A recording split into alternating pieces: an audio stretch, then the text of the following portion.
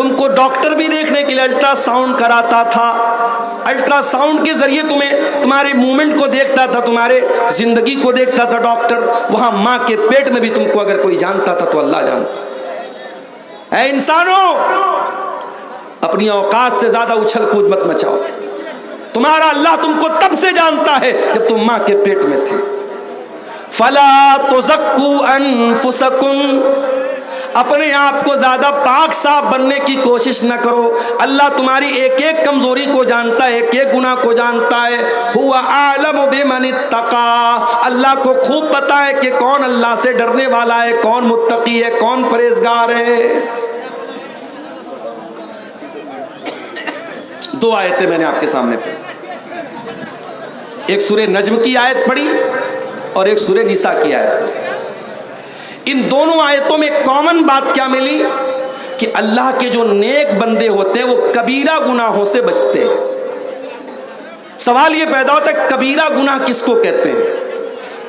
تو نوٹ کر لیجئے کہ کبیرہ گناہ ان گناہوں کو کہا جاتا ہے جن کو شریعت میں،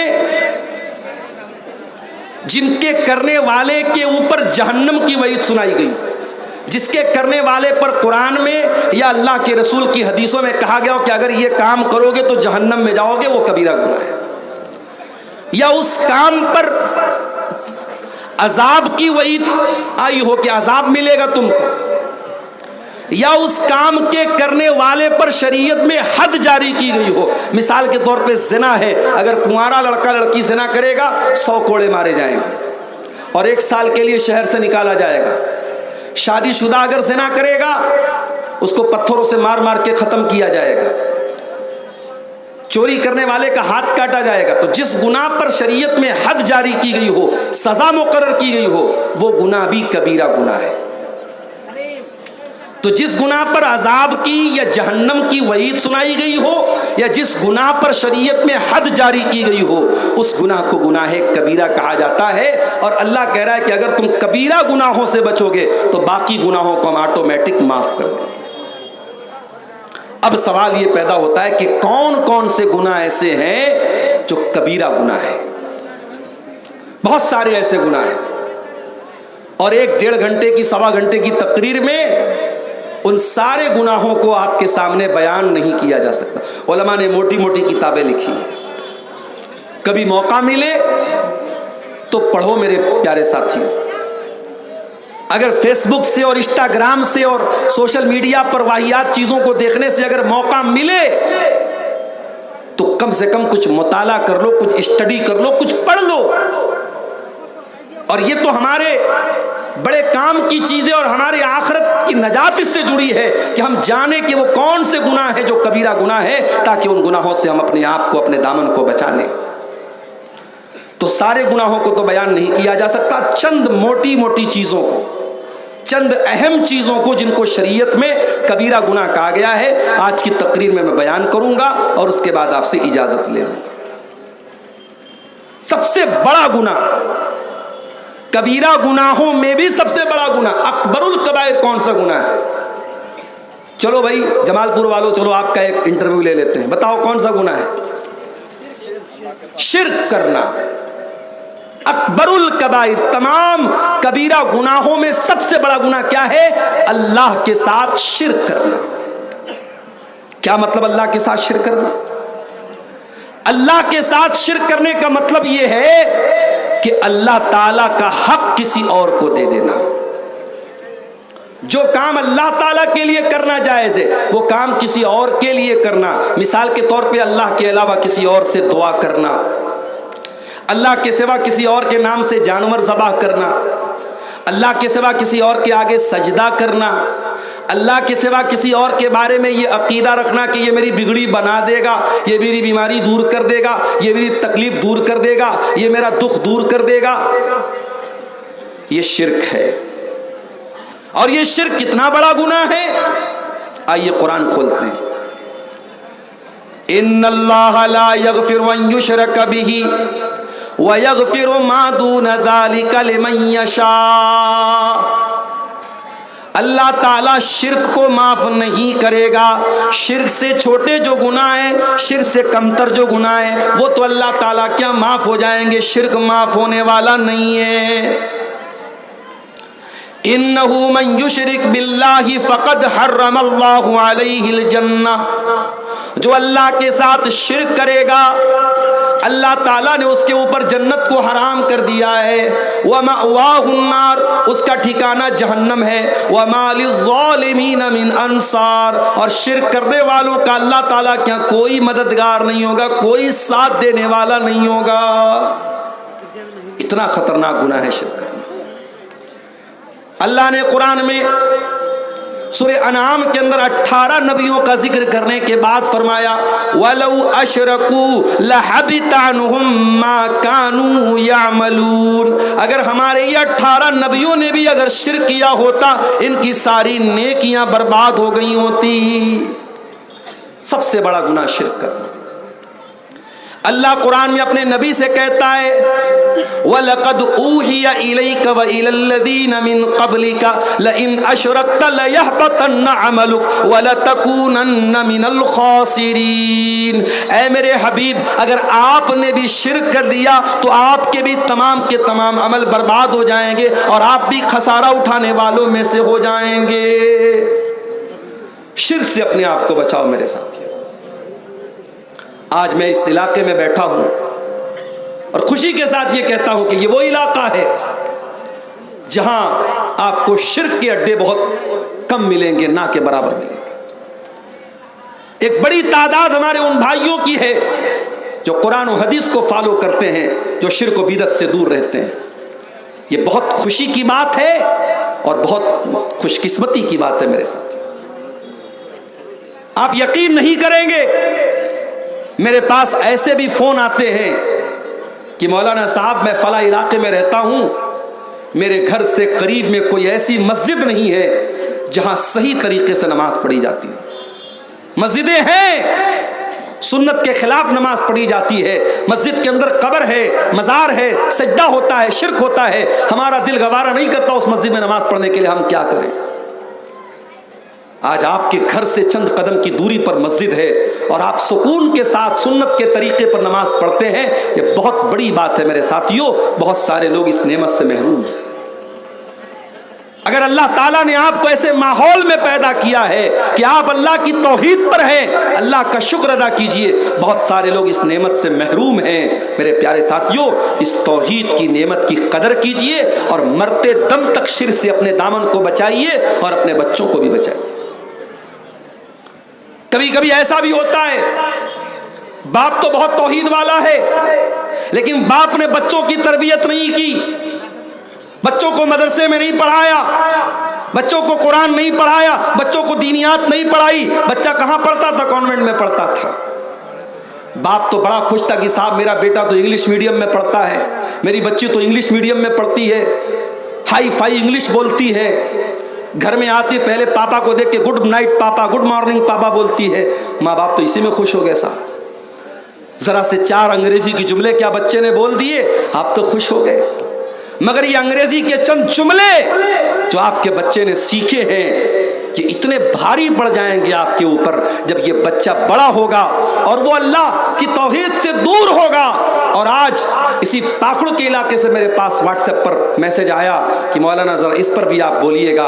آج کئی لڑکیوں کی آئی ڈی ہے، مسلمان لڑکیوں کی آئی ڈی ہے، اور آپ کے اسی پاکڑ برہروا فرقہ اس پورے بیلٹ سے تعلق رکھنے والی وہ لڑکیاں ہیں، ان کے بوائے فرینڈ کون ہیں، ان کے سوشل میڈیا پر ان کی دوستی کس سے ہے، غیر مسلم لڑکوں سے ہے، اور ان کے ساتھ ان کا اٹھنا بیٹھنا اور ان کے ساتھ دوستی کرنا، گھومنا پھرنا ہو رہا ہے. کافر اور مشرک لڑکوں کے ساتھ وہ لڑکیاں گھوم رہی ہیں، پھر رہی ہیں، زنا کر رہی ہیں، بدکاری کر رہی ہیں، اور یہاں تک کہ وہ لڑکیاں بعد میں اپنے ان بوائے فرینڈ کے ساتھ شادی کرتی ہیں اور اسلام کو چھوڑ کر کے مرتد ہو جاتی ہیں. یہ کیوں ہو رہا ہے میرے ساتھی؟ یہ اسی لیے ہو رہا ہے کہ آپ کی آنے والی نسل اس کو معلوم ہی نہیں کہ ایمان کیا ہے. اس کے پورے سلیبس میں کہیں ایمان نہیں ہے، اس نے انگلش تو پڑھی، اس نے میتھمیٹکس تو پڑھی، اس نے سائنس تو پڑھی، اس نے جیوگرافی تو پڑھی، اس نے میڈیکل کی تعلیم تو حاصل کی، وہ انجینئر تو بن گیا، وہ لائر تو بن گیا، وہ اس نے MBA تو کر لیا، اس نے دنیا کے سارے علوم حاصل کر لیے، مگر اسے یہ نہیں پتا تیرا رب کون ہے، تیرے نبی کون ہے، تیرا دین کیا ہے۔ قبر میں یہی 3 سوال تو ہوگا، تیرا رب کون، تیرے نبی کون، تیرا دین کیا۔ اور ان تینوں سوالوں کا جواب، معاف کیجئے گا، میتھمیٹکس کی بہت اہمیت ہے مگر اس کی کتابوں میں اس کا جواب نہیں ملے گا۔ سائنس بہت امپورٹنٹ ہے مگر سائنس کی کتابوں میں ان تینوں سوالوں کا جواب نہیں ملے گا۔ ان تینوں سوالوں کا جواب کہاں ملے گا؟ اللہ کے نبی فرماتے ہیں جب مومن بندہ جواب دے گا ربی اللہ، میرا رب اللہ ہے، دینی الاسلام، میرا دین اسلام ہے، میرے نبی محمد صلی اللہ علیہ وسلم ہے، فرشتہ پوچھے گا کہ تجھے ان تینوں سوالوں کا جواب کیسے پتا چلا؟ بندہ کہے گا قرأت کتاب اللہ، قرأت کتاب اللہ فآمنت بہ وصدقت بہ، میں نے قرآن کو پڑھا تھا، میں نے اللہ کی کتاب کو پڑھا تھا، میں قرآن پر ایمان لایا تھا، میں نے قرآن کو سچا مانا تھا، قرآن کے ذریعے مجھے ان تینوں سوالوں کا جواب ملا۔ آپ کی نوجوان نسل قرآن سے دور ہے میرے ساتھی، وہی نوجوان نسل جو ہر منٹ پر واٹس ایپ کھولتی ہے، ہر 10 منٹ پر چیک کرتی ہے کہ فیس بک پر مجھے کتنے لائک ملے، ہر 5 منٹ پر چیک کرتی ہے انسٹاگرام پر میری پوسٹ کو کتنے لوگوں نے پسند کیا۔ آپ کی وہی نوجوان نسل قرآن کو کبھی کھول کے نہیں پڑھتی، سال سال بھر قرآن رکھا رہ جاتا ہے، گھر میں دھول کھاتا ہے، کوئی پڑھنے والا نہیں ہے۔ میرے پیارے ساتھیوں، جب تک آپ قرآن نہیں پڑھیں گے، حدیثوں کو نہیں پڑھیں گے، آپ دین کا علم حاصل نہیں کریں گے، آپ کو پتہ ہی نہیں چلے گا توحید کیا ہے، شرک کیا ہے۔ اسی لیے اللہ قرآن میں کہتا ہے انما یخشی اللہ من عبادہ العلماء، اللہ کے بندوں میں اللہ سے وہی ڈرے گا جو عالم ہوگا۔ عالم کا مطلب جو اللہ کو جانے گا، جتنا آپ اللہ کو جانو گے، اللہ کے بارے میں علم حاصل کرو گے، اتنا اللہ کا ڈر آپ کے دل میں پیدا ہوگا۔ اسی لیے حضرت لقمان جب اپنے بچے کو نصیحت کرتے ہیں تو پہلے اللہ کا انٹروڈکشن کراتے ہیں، اللہ کے بارے میں بتاتے ہیں۔ یا بنیا انہا ان تک مثقال حبۃ من خردل فتکن فی صخرۃ او فی السماوات او فی الارض یاتی بها اللہ ان اللہ لطیف خبیر۔ اے میرے بچے، اگر ایک رائی کے دانے کے برابر بھی کوئی چیز آسمانوں میں کہیں ہوگی، کسی چٹان کے نیچے چھپی ہوئی ہوگی، زمین میں کہیں ہوگی، اللہ تعالیٰ ایک رائی کے دانے کے برابر چیز کو سامنے لے آئے گا۔ اللہ تعالیٰ تو باریک سے باریک چیز کی خبر رکھنے والا ہے۔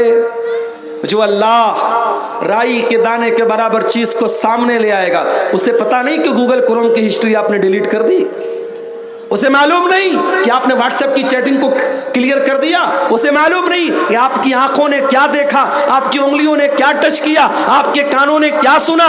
اللہ کو سب پتا ہے میرے پیارے ساتھیوں، اس لیے اللہ کو جانو۔ اللہ کو جتنا جانو گے، اللہ کی اتنی محبت آپ کے دل میں پیدا ہوگی اور اللہ کا ڈر آپ کے دل میں پیدا ہوگا۔ تو پہلا گناہ کیا ہے؟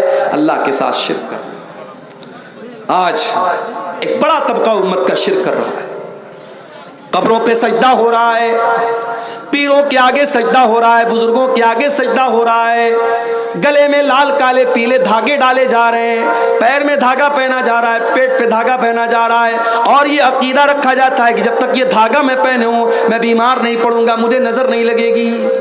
یہ شرک ہے، اور شرک اللہ تعالیٰ کا معاف ہونے والا گناہ نہیں ہے میرے پیارے ساتھی۔ اسی لیے شاعر کہتا ہے وہ دین جس سے توحید پھیلی جہاں میں، وہ دین جس سے توحید پھیلی جہاں میں، وہ بدلا گیا آ کے ہندوستان میں۔ جس دین کے ذریعے توحید پھیلی تھی وہ دین آ کر کے ہندوستان میں بدل گیا، اور ہندوستان میں اس دین کے ماننے والے قبر پرست بن گئے، بزرگوں کے آگے سجدہ کرنے والے بن گئے، تعویذ پہننے والے بن گئے، اللہ کو چھوڑ کر کے غیر اللہ کی عبادت کرنے والے بن گئے۔ اسی لیے مولانا حالی کہتے ہیں کرے غیر گر بت کی پوجا تو کافر، کواکب میں مانے کرشمہ تو کافر، جھکے آگ پر بہرے سجدہ تو کافر، جو ٹھہرائے بیٹا خدا کا تو کافر، مگر مومنوں پر کشادہ ہے راہیں، پرستش کریں شوق سے جس کی چاہیں، نبی کو جو چاہیں خدا کر دکھائیں، اماموں کا رتبہ نبی سے بڑھائیں، مزاروں پہ جا جا کے نظریں چڑھائیں، شہیدوں سے جا جا کے مانگے دعائیں، نہ توحید میں کچھ فرق اس سے آوے، نہ اسلام بگڑے نہ ایمان جاوے۔ مسلمان شرک کر رہا ہے اور مسلمان یہ سوچتا ہے کہ صاحب میں تو کلمہ پڑھتا ہوں، میرا شرک تو شرک نہیں ہے۔ نہیں، اللہ کا قانون ایک ہے میرے پیارے ساتھ۔ اسی لیے ابراہیم علیہ السلام اللہ کی بارگاہ میں دعا کرتے ہیں وَجُنُبْنِي وَبَنِيَّ أَن نَّعْبُدَ الْأَصْنَامَ، اے اللہ تو مجھے بھی شرک سے بچانا اور میری آنے والی نسلوں کو بھی تو شرک سے بچانا، میری اولاد کو بھی تو شرک سے بچانا۔ تو یہ پہلا گناہ ہے کبیرہ گناہ، کون سا؟ شرک۔ اللہ تعالی ہم سب کو شرک سے بچنے کی توفیق عطا فرمائے۔ دوسرا گناہ، دوسرا بڑا گناہ، کسی بے قصور کو قتل کرنا، کسی نردوش کی ہتیا کرنا۔ وَلَا تَقْتُلُوا النَّفْسَ الَّتِي حَرَّمَ اللَّهُ إِلَّا بِالْحَقِّ، کسی انسان کو قتل نہ کرو جس کی جان کو اللہ تعالیٰ نے حرام قرار دیا ہے۔ ہاں اس کو قتل کیا جا سکتا ہے جس کو قتل کرنے کا حق ہے، جس کو قتل کرنے کی شریعت میں پرمیشن دی گئی ہے۔ کس کو قتل کرنے کی پرمیشن دی گئی ہے؟ اللہ کے نبی فرماتے ہیں 3 لوگ ایسے ہیں جن کو قتل کرنے کی شریعت میں اجازت دی گئی ہے۔ السیب الزانی، ایک وہ انسان ہے جو شادی شدہ ہے اور زناکار ہے، اس کی شریعت میں سزا کیا ہے؟ سزائے موت ہے۔ نمبر 2 والمفارق لدینہ، اسلامی حکومت کے اندر کوئی مرتد ہو جائے، کوئی مرتد ہو جائے، مسلمان تھا کافر ہو جائے اور اسلامی حکومت ہے تو اس کی بھی سزا سزائے موت ہے۔ والنفس بالنفس، اور جان کے بدلے جان ہے، اگر کوئی کسی کا مرڈر کر دے، کسی کو قتل کر دے تو قاتل کو بھی قصاص کے طور پہ قتل کیا جائے گا۔ ہاں اگر جس کو قتل کیا گیا اس کے گھر والے، اس کے گارجین اگر معاف کر دے تو الگ بات ہے، ورنہ قاتل کی سزا سزائے موت ہے۔ تو قتل کرنا یہ دوسرا بڑا گناہ ہے۔ اب اگر کسی کو لگتا ہے کہ اسلام آتنکواد کا دھرم ہے تو اسے قرآن کی ان آیتوں کو پڑھ لینا چاہیے۔ اسلام تو کسی ایک انسان کو بھی قتل کرنے کی اجازت نہیں دیتا۔ بے قصور لوگوں کو بم سے اڑا دینا یہ سب کچھ ہو سکتا ہے، اسلام نہیں ہو سکتا ہے۔ یہ کام کسی بھی مذہب کا ماننے والا کرے، اسلام کا ماننے والا اگر یہ کام کرتا ہے تو کان کھول کر کے سن لے، اسلام کا دامن اس سے بری ہے۔ اسلام بے گناہوں کی ہتیا کرنے کی اجازت نہیں دیتا ہے۔ اور آگے بڑھیے، تیسرا کبیرہ گناہ ولا یزنون، اللہ کے نیک بندے زنا نہیں کرتے۔ زنا کرنا، بدکاری کرنا یہ تیسرا بڑا گناہ ہے۔ اتنا بڑا یہ گناہ ہے کہ قرآن میں اللہ نے جب زنا کا ذکر کیا یہ نہیں فرمایا کہ زنا مت کرو، فرمایا وَلَا تَقْرَبُوا الزِّنَا إِنَّهُ كَانَ فَاحِشَةً وَسَاءَ سَبِيلًا، زنا کے قریب بھی مت جاؤ، زنا کے قریب بھی مت جاؤ، ایسا کوئی کام ہی مت کرو کہ زنا کی نوبت آئے۔ اسی لیے جب عورت گھر سے نکلے اسلام نے حکم دیا وہ پردے میں نکلے۔ یا ایھا النبی قل لازواجک وبناتک ونساء المؤمنین یدنین علیہن من جلابیبہن ذلک ادنی ان یعرفن فلا یؤذین، اے نبی اپنی بیویوں سے کہہ دیجئے، اپنی بیٹیوں سے کہہ دیجئے اور تمام مسلمان عورتوں سے کہہ دیجئے جب وہ گھر سے نکلیں تو اپنے اوپر جلباب ڈال لیں، اپنے اوپر چادر ڈال لیں، اپنے حسن کی نمائش نہ کریں، اپنی خوبصورتی کو ظاہر نہ کریں، پردے میں رہیں۔ یہ پردہ ان کی پہچان بنے گا، یہ پردہ دنیا کو بتائے گا یہ عزت دار لڑکیاں ہیں اور کوئی ان کو چھیڑنے کی جرات نہیں کرے گا۔ یہ پردے کا حکم کیوں دیا؟